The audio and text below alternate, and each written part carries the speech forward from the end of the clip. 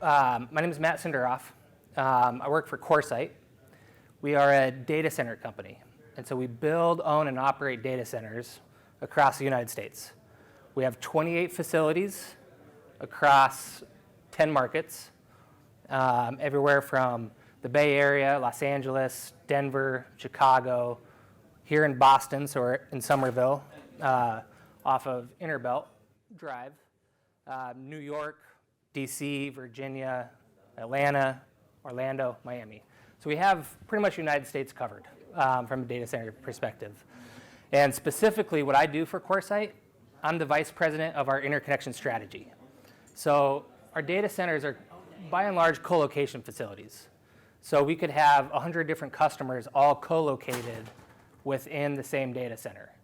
And the reason they're choosing co-location is by and large is so they can connect with their digital partners, whether that be cloud providers, AWS, Microsoft, Google, or AI service providers. It could be connecting into various networks. They come there for the connectivity portion. And how they connect with each other is what I manage. So we'll run through a couple stats. Promise not to have too many stats. And I know there's a lot of AI fatigue, but just to set the stage a little bit. So 9 in 10 organizations believe that AI is going to give them some sort of competitive edge. The fact is AI has been around for a long time already. So a good portion of AI is actually just table stakes, right? We're going to have to embrace AI and figure out how to incorporate it into our network, into our infrastructure, into our systems to get a seat at the table. There are portions of AI that may give us a leg up, but a lot of it is table stakes. And it's across industries, and it's across the globe. So I've seen stats of all over the board. So this, I believe, was, I don't know if this was an no. Anyway, so 1.8 trillion. That's the global market for AI that some are predicting globally. I've seen it as high as 8-9 trillion, and I've seen it much lower. The fact is, it's going to be big, and it's going to impact us in many different ways. Last one on stats here. So 95%, or 19 in 20, customer interactions by the end of next year are going to be AI assisted. So that can be chatbots on your website. That could be calling into a help center, a call center, and you have a robotic voice on the other end that's trying to steer you in a certain way. Or you could be talking to a person, but that person's using a script, and that script was generated by AI. And then lastly, the one that kind of resonates the most with me is 90% of enterprises will use AI functions in some way in their network topology. And the reason this is pretty astounding to me, if I take a look back 15 years ago, so I worked for Level 3 Communications, a telecom company. And at that time, primarily customers were buying 1 gig of transport circuits. 10 gig was just starting to take off a little bit. If a customer wanted a 10 gig circuit across the country at that time, best case scenario, we could have that turned up in 60 days for you. And that's if the stars aligned. In reality, it would take 120, 180 days to get that in place. So that means you have to be planning at least 6 months out for your capacity issues. And then around this same time, we developed a new process that we productized and we rolled out to our largest customers. And essentially what we did is we dedicated an entire network to these customers. And these were global networks. So across the US, there was subsea capacity into Europe, into Africa. And when I say we dedicated a network, it was dedicated fiber, it was dedicated DWDM equipment, it was the amplification along the way. The entire network was dedicated to customers, or to an individual customer. And if they needed to turn up a 10 gig from Los Angeles to Chicago, we also had a dedicated network operations center. They would call into that NOC and say, hey, I need a 10 gig from Los Angeles to Chicago. We would have somebody sitting there and manually provision that circuit, and we could have it turned up for them in 20 minutes. And that was revolutionary. So think about the companies that were trying to push, a new operating system out to phones. Or it was a gaming company that was trying to put the new game, the new hot game that everyone wanted for Christmas, loading it physically onto your devices at home. And if they didn't plan the network correctly, and they started running into throttling issues or issues where they were into capacity constraints, maybe in Charlotte they didn't anticipate that many people downloading the game. Previously, they'd have to wait 6 months for that capacity to be augmented. Now we were able to augment it for them within 20 minutes, and that was amazing. But we look at it today, nobody's waiting 20 minutes for this. Everybody needs it on demand. And so today with CoreSite, we can provision a circuit across the United States in a matter of seconds. So you need 50 gigs to Google Cloud. At a click of a button, we can have that automated and turned up within seconds. And it's only going to get better with AI as we start to predict, some of the issues that customers may be running into. So that was just to kind of set the stage a little bit. But this idea and this requirement that AI is rapidly changing our digital strategy, it's not new. We've run into issues like this before where there's quick changes that have had to happen, and we've had to quickly pivot on our strategy. And there's been something pretty recently where we all had to go through this, right? And it was COVID. So COVID, it's pretty neat if you look at some of the heat maps of where traffic was being generated and produced pre-COVID. It was the heart of cities. It was downtown. Everyone was coming into the city to work. That's where all the business was taking place. That's where a lot of the compute was taking place. And then COVID happened, and it seemed almost like overnight. If you look at those heat maps, that traffic just started moving out into the suburbs, into neighborhoods, and away from the city centers. And so now all of a sudden, enterprises had to be able to adapt, and they had to change their digital strategy on how they were working. So if you think about companies like Zoom, WebEx, Microsoft Teams, those collaboration tools, all of a sudden they started seeing traffic that they had never seen before. They didn't even anticipate it happening this quickly. But those companies that had their infrastructure in a place where they could adapt to those and add capacity and be more agile were able to absorb those changes much better than those who were not.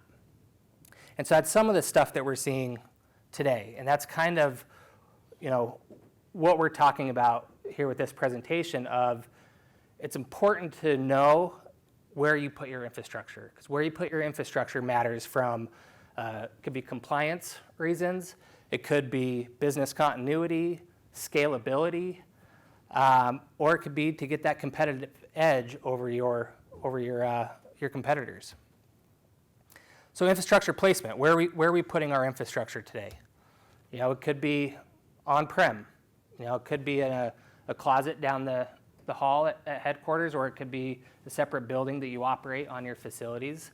And that has a lot of advantages, because you can walk down and add in a new optic, add in additional capacity, do troubleshooting or maintenance on your equipment. It's where your IT team is.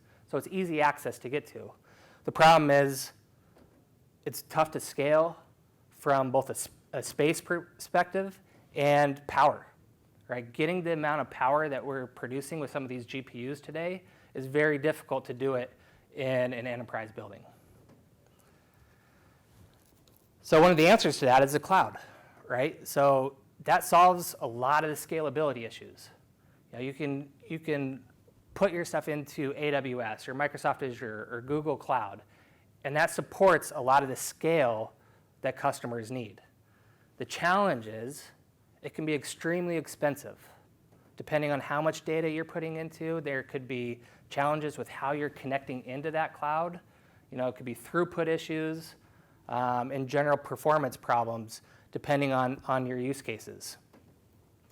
There's also the option of co-location. So these are purpose-built data centers that are built to support your infrastructure. And so we'll talk about that portion of it a little bit deeper. So data centers, we talk about the power requirements and the cooling that comes with it, and being able to scale those two things on demand. The performance portion, getting access to your digital ecosystem, your digital partners that you need to connect to, is one of the pillars of data center co-location, and then scalable capacity. So if we take a look at the power and cooling, and don't focus on the greater than, less than signs. I rearranged the slide and forgot to flip those. So listen to what I say, not what it shows up there. But if we look at CoreSite, so across our portfolio, our density, our power density that customers were consuming sat around the 4, 5, 6 kilowatts per rack for quite a while. And that was pretty stable across our portfolio for a long time. But then just in the last year and a half, 2 years, now we're starting to see 7, 8, 9 kilowatts on average. And that happened fast. That's a big change in a short amount of time. And it makes sense because if we look at the GPUs that NVIDIA is producing, a single GPU requires 10 kilowatts of power. And nobody's putting in a single GPU. There's always multiple. And so that's why we're seeing just these power consumptions go through the roof. And those on-prem facilities all of a sudden are becoming a challenge to be able to support this amount of power. So I mentioned NVIDIA. So CoreSite, we're a DGX-ready data center. There's a data center partner. So there's a lot of requirements to become a partner of NVIDIA. But one of those requirements is we have to support a minimum of 30 kilowatts per rack in our facilities. And so that requires incredible amount of cooling, right? So now you have to start thinking about containment, for airflow in the facilities, liquid cooling, those types of things. So we're a partner at, across the country in multiple sites. We're adding new sites to this as well. We also have facilities that aren't on this list but can support those power requirements as well. So it's pretty incredible what NVIDIA is doing, and that's why we're seeing their stock just kind of go through the roof here. And then we talk about scalable capacity. And this is not just from the power side, but it's also just from a physical space perspective as well. And there's a lot of different use cases that have to be solved for. So when we talk about the high power consumption, so that's the AI service providers. They're the ones that are putting those GPUs in that are generating some of these applications, these AI applications. And as they're deploying in these data centers, they're producing these products that they want to get out to their customers. And so being able to be in a facility that they can easily get their product to as many customers as possible is being supported by data centers. But then there's also those that want to consume those AI products, right? They're the ones that are not taking down as much power, but they want to use those new generative applications that these AI providers are producing. And so they need access to the AI portions. And then can be hybrid of the two as well. And then that third pillar that we talked about is access to that ecosystem, right? So that interconnectivity. You have to have low latency connections, access to various cloud providers, AI providers, or any other digital partner that you need to keep your business going. And I'll make the argument that with some of these larger AI companies that are out there, their connectivity models are going to look very similar to what we see with cloud today. So if we look at the biggest cloud providers, AWS, Google, Oracle, Microsoft Azure, they build their big facilities that are single tenant locations. And a lot of times these are, middle of nowhere in Wyoming, right? Cheap power, single tenant. Nobody else is allowed to connect into those facilities. They operate their own infrastructure in and out of it. And then what they do is they choose 3 or 4 aggregation points or on-ramps into the cloud where they say, all right, all traffic, regardless of how you connect to us, is going to come through these handful of points, these aggregation locations. And it's a way for them to manage their cost and manage the flow of their traffic in and out of their facilities. So one of the ways to access cloud, and the argument is, some of the AI companies is going to follow a very similar pattern here, is to connect to them over the public internet. And that offers the convenience, right? You can connect pretty much from anywhere now to get on these cloud providers. Some of the challenges are, as we know, the internet's a network of networks, right? So there can be issues around latency. There can be issues around throughput. So you need 10 gigs of capacity. You might be throttled down to 4 or 5 gigs for a period of time. So there's throughput challenges. And then these cloud providers charge 70% more on their egress fees if you're connecting to them over the public internet compared to connecting to them directly over a private connection. And so if you are consuming large amounts of data, that is a huge hit to your bottom line. And so understanding those egress, does everybody know what I mean by the egress fees? So it's free for the most part to put your data into these cloud providers. But as soon as you need to extract some of that information, extract some of that data, the egress out of the cloud, that's where they charge you. And that's the component that I'm talking about that can be up to 70% higher. And that's true for each one of the major cloud providers. Another option is get private connectivity. And so pretty much all data center companies have some tagline about how they're a cloud-enabled facility. They can get you private access to the cloud. That doesn't mean that it's direct access to the cloud. So it's important to understand what their connectivity model is and to understand if they're one of those aggregation points that the cloud providers have chosen, right? One of those on-ramps. So in this scenario here, if you're deploying where it's not one of those native locations, now all of a sudden your traffic is hopping between multiple networks, multiple facilities before it gets to its end location in the cloud or to your AI service provider.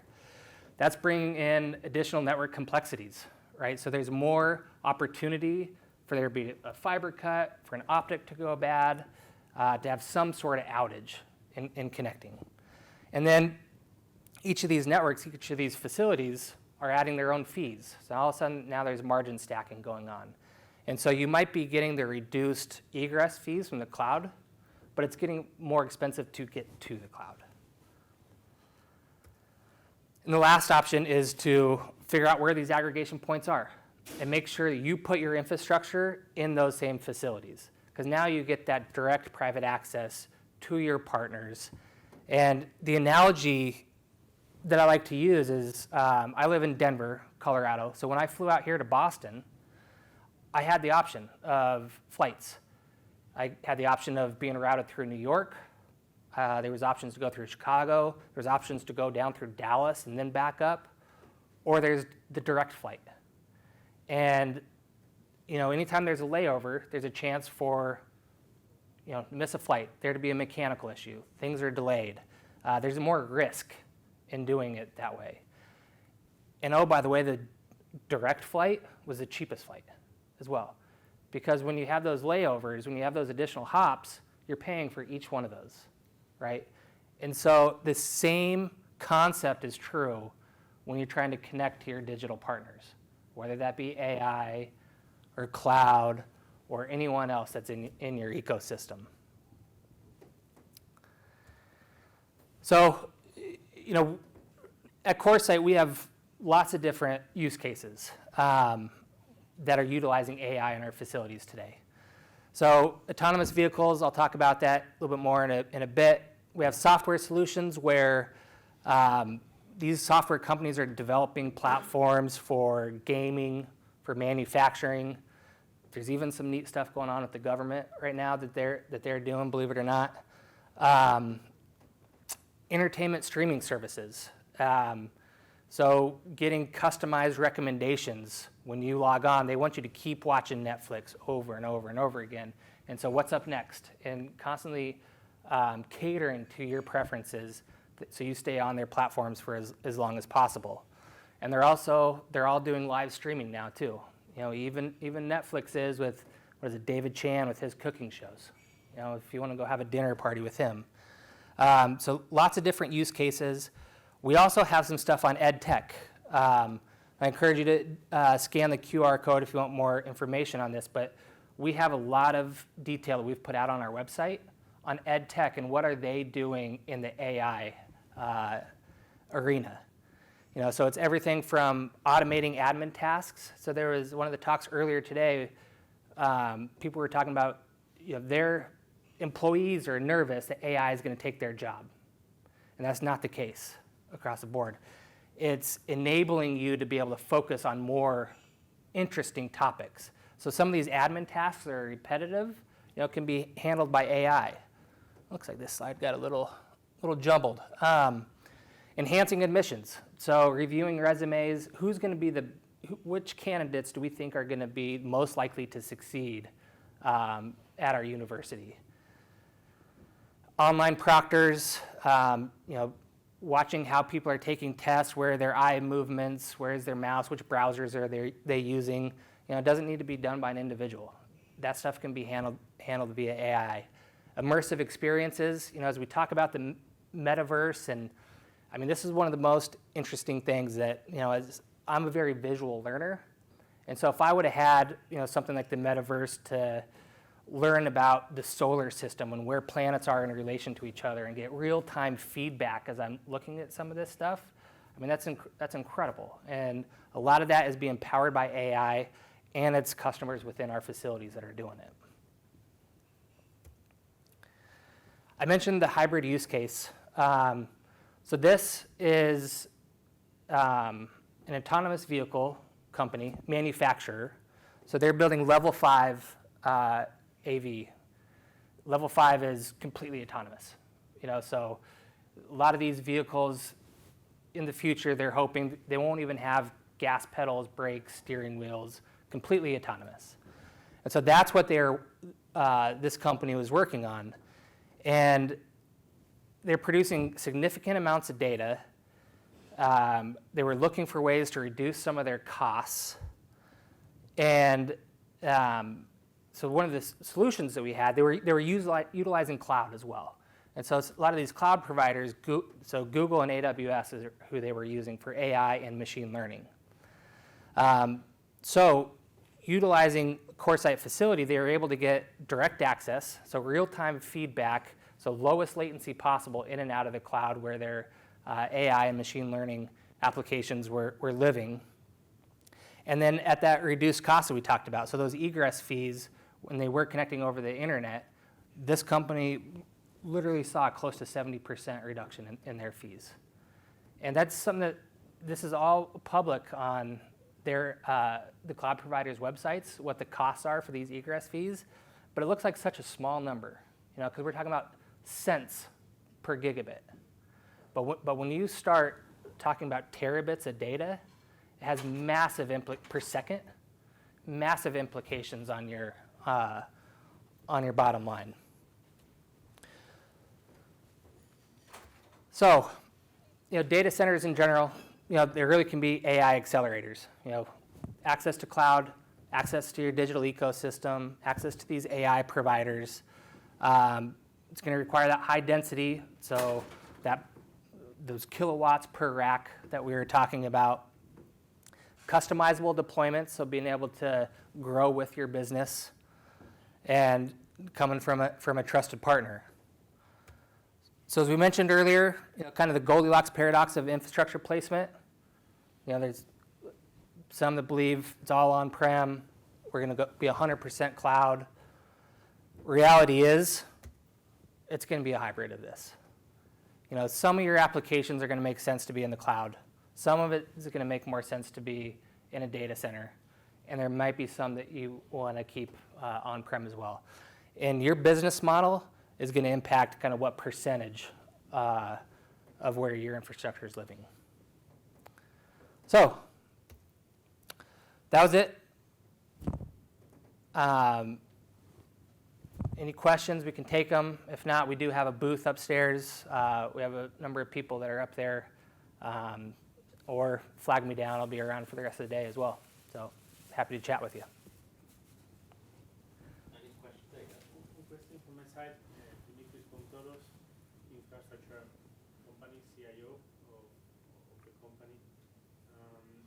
Do you believe that in the current trend, we are going to see specific data center design and optimize exclusively for AI? Or are you going to see racks performing conventional tasks, RASC, or specific AI, that hybrid type of data center? I think it's going to be both. So as I was talking about how the cloud providers today have their own facilities, I think some AI companies are going to take the same approach and design their facility specifically just for their needs.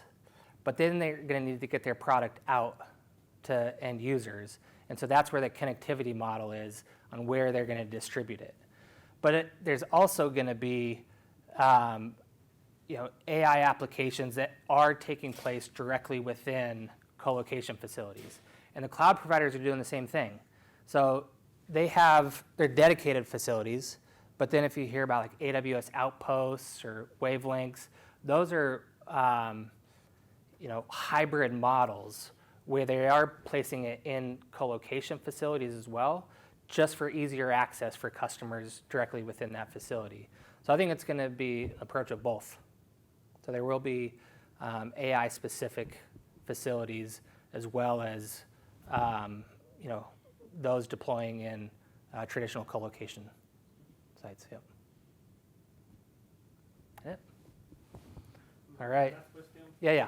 Do you see in the next 5 years any breakthrough at the level of the data center that could disrupt the way you are approaching the problem? Photonic, new type of cooling. Is there anything that could modify the dynamics?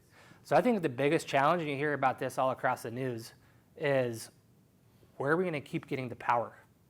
That's the biggest challenge, right? I mean, you hear about it down in Virginia and in other locations. Luckily, we have a roadmap with the power companies for our facilities down in Virginia, but there's other parts of the country where power is becoming a real challenge. And we talk about those densities just going through the roof, those GPUs that NVIDIA is producing, Supermicro, others are going to, be right on their heels for it. And so that's where I think, and honestly, AI is going to help solve this solution. Because part of power, a lot of times it's not a lack of power being produced, it's the distribution of power. So it can be traditional power plants, it could be renewable energy, and using AI to make sure that that power is being distributed to the right locations at the right time, I think is one area. But then there's also going to have to be some self-generating power. You hear about companies like Bloom Energy, right, where you can put their basically power plants directly on your facilities, and they're able to scale to significant levels. So I think that's the biggest challenge that we're going to see, just because the amount of energy these are consuming produces a lot of heat and a lot of cooling then to keep them moving. So I think that's where a lot of the innovation is going to come from. On our side of it, obviously, the chip manufacturers, there's all kinds of innovation that they're doing, but specifically from a data center side, it's that power piece. Matt, I was just going to ask you a question because you touched on before about NVIDIA 14 kilowatts per GPU. Do you think over time, as that evolves, they'll become more efficient? Like it will actually require less power? It could, but it's one of those paradigms where it's 10 kilowatts today. Yeah. It could be 20 kilowatts tomorrow. So I think the power consumption is going to Yes, I think they'll get more efficient. Okay. But I think the requirements coming out of those individual chips is going to keep growing. Understood. Yeah. So. All right. Well, thank you very much. I appreciate you all.